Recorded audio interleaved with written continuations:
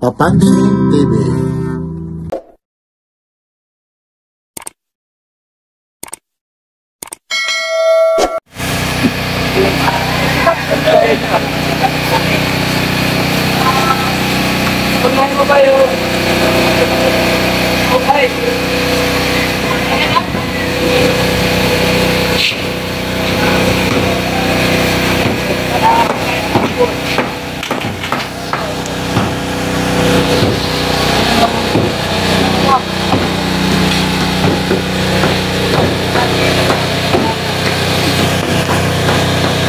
Ito po yung kahabaan ng LRT1 papuntang Baclaran to Monumento. Samahan nyo si Papansin TV sa Barangay 208, Zone 19, Distrito, Tondo, Manila. Ito po yung controversial na 9.7 million na barangay hall. Pinagbabawal sa bangkita ni Mayor Isko Moreno. Samahan nyo si Papansin TV. Dito lang po ito sa Barangay 208. Yan nga po, temporary road close, Barangay 208, Zone 19, Distrito.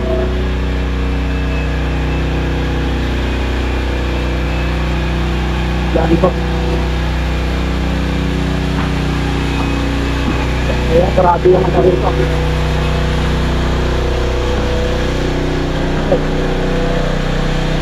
Yan.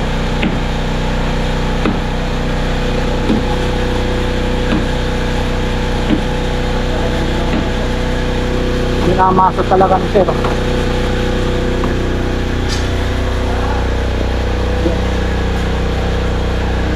Yan.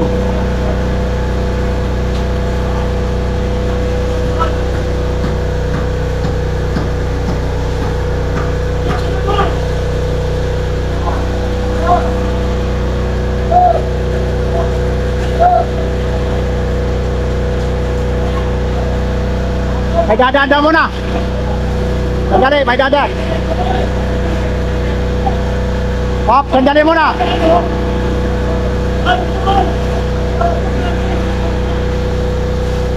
Oh, tinatanggal yung bakay habang may dumadaan po. Yan.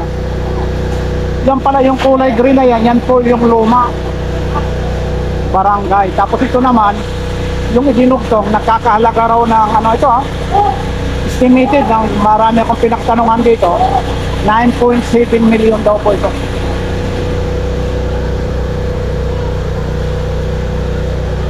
Yan, yung idugtong na yan, halagang 9.7 million daw po. Ayaw kong makano ng ano, presyo, pero ayon dito sa na-interview ko, yan po ang presyo. Medyo may kaingayan lang, kasi po, ang gamit nila, private generator po. Ay, may generator.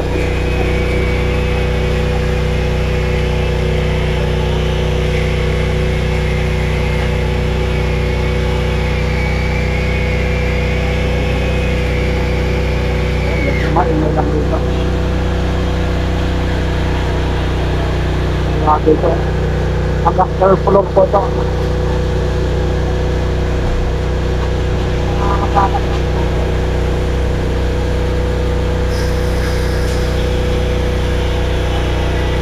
Hindi tayo pinapayagan umakyat eh.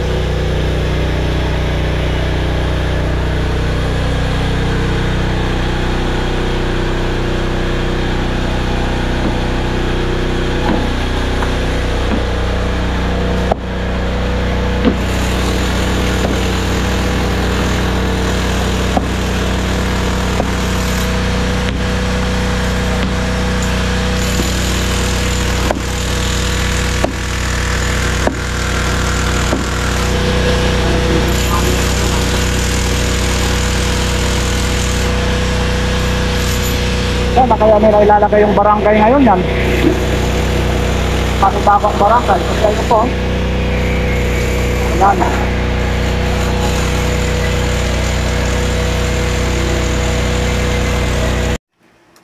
Ito na po yung Barangay 208. Dito po ito sa may Tondo, Manila. Distrito po ito.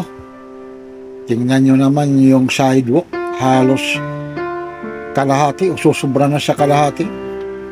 Kaya nga po, sabi nga ho ng butihing mayor natin, wala nga daw building permit nito.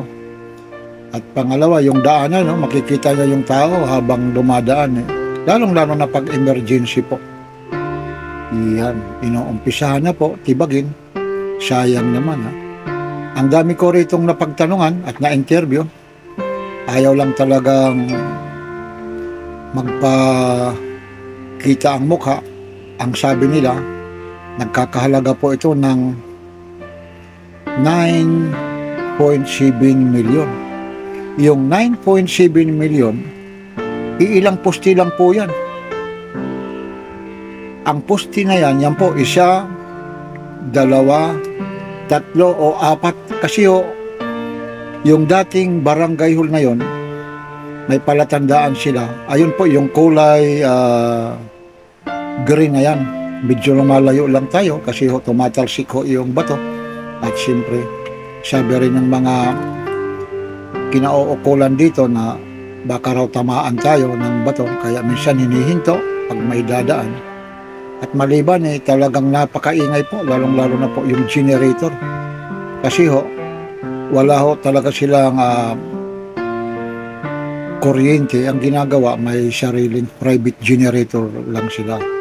Ayan, habang tinitibag po, mahirap po, lalapit ka ho.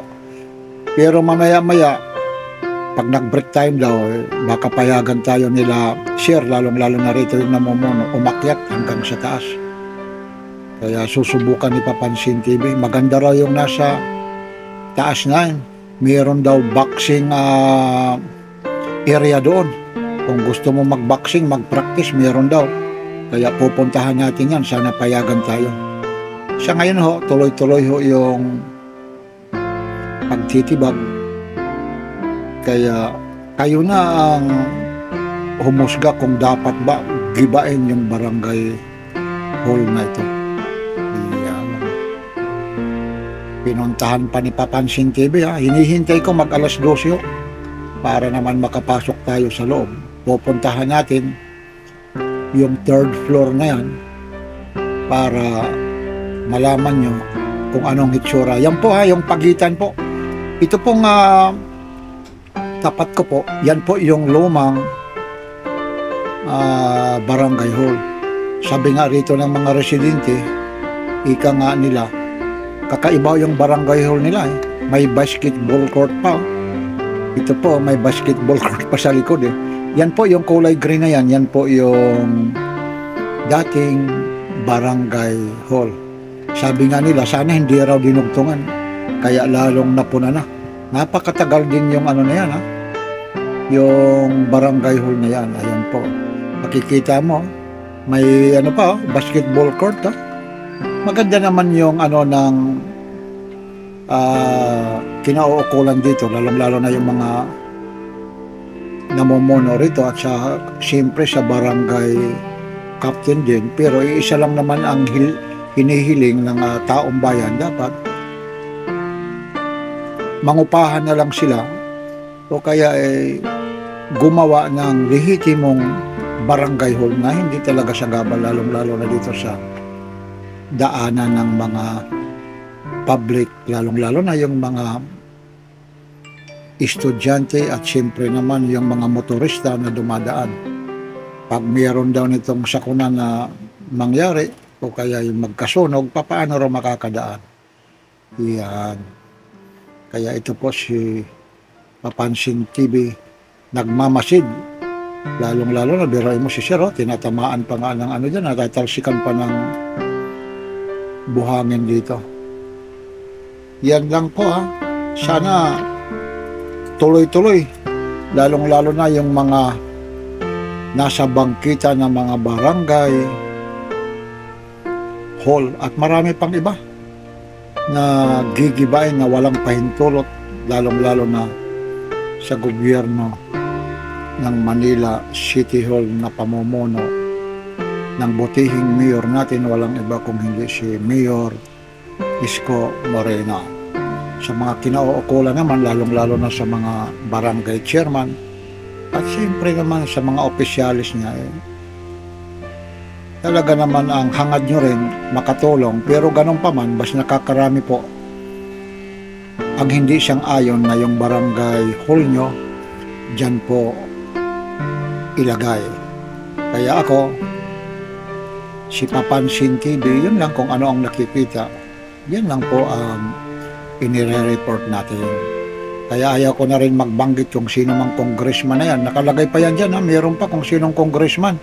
Kaya ganon rin, sabi nga ni Mayor Isko Moreno, kahit ka congressman, ay kung talagang wala namang building permit, tapos nasa sidewalk pa, sagabal talaga sa daanan lungsod ng Maynila. Yan, no? Tansyahin mo, ha? August 8 po sa ngayon, 2025, ha? Mag-aalas 12 na po ng tanghali. Kaya tuloy-tuloy lang kayo. Yung hindi pa mga nagsusubscribe, subscribe na kayo kay Papansin TV. Hindi ho yung kabuuhang 9.7 million na yan. Yung kalahati po, yung mga 4 o 6 na posti po yun, yung nandoon po sa may dulo, yan po ay nagkakalaga, estimated po nila 9.7 million. Yan, ayun, makikita nyo, lalong-lalo na yung basketball court. Ibang klase rin talaga yung barangay. Batang 2-0 ito, mayroon pa talaga rito basketball court. Lalong-lalo na papaano yan pag magbabasketball, lalong-lalo na po paggabi.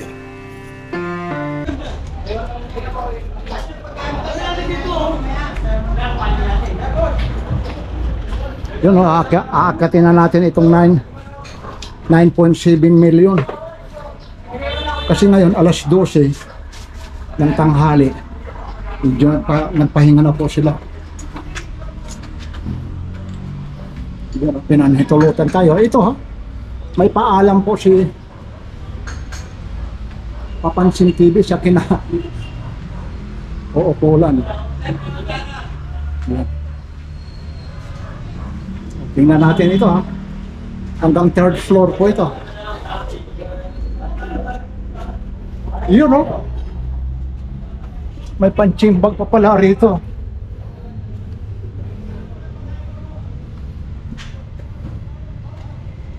Oo nga, yun, no?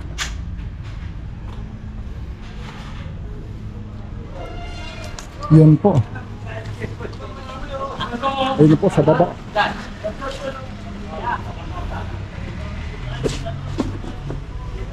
Yan, no?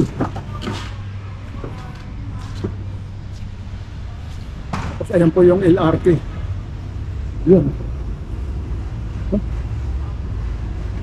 Ito po yung luma. Tapos dinugtungan nila, no? Papansin TV, 1, 2, 3. Ha? Yun. Isa, dalawa. Yun, no? Delikado yung mga pako rito. Yan, ha? Maraming salamat. Pinagbigyan tayo.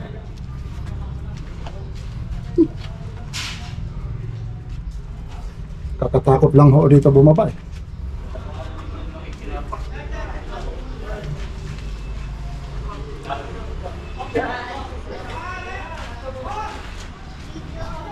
Ayan. Yan po. Ang dami pang gigibain dito.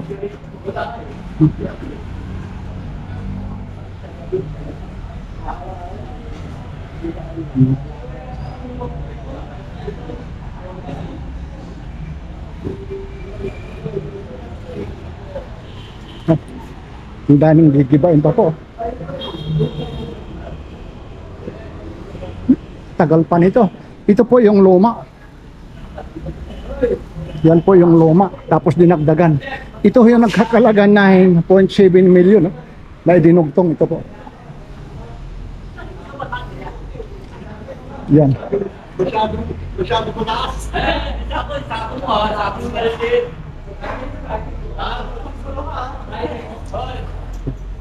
Estoy. Akit ka. Akit? Ah, sige. Ayun. Ayun na po. Yun lang. Yan ang delikado. Medyo madulas po. Ayun. Yung mga bato naghuhulog po.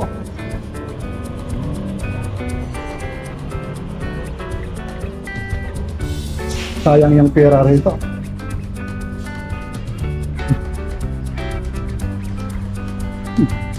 Yan na po yung ilalim niya.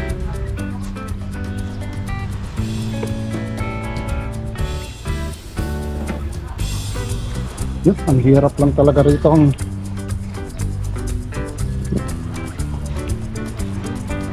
Yan. Yan, maraming salamat, lalong-lalo na sa engineering ng Manila. Yan, mula rito sa Barangay 208 sa Tondo. Maraming salamat. Like, share, and subscribe. Papansin TV.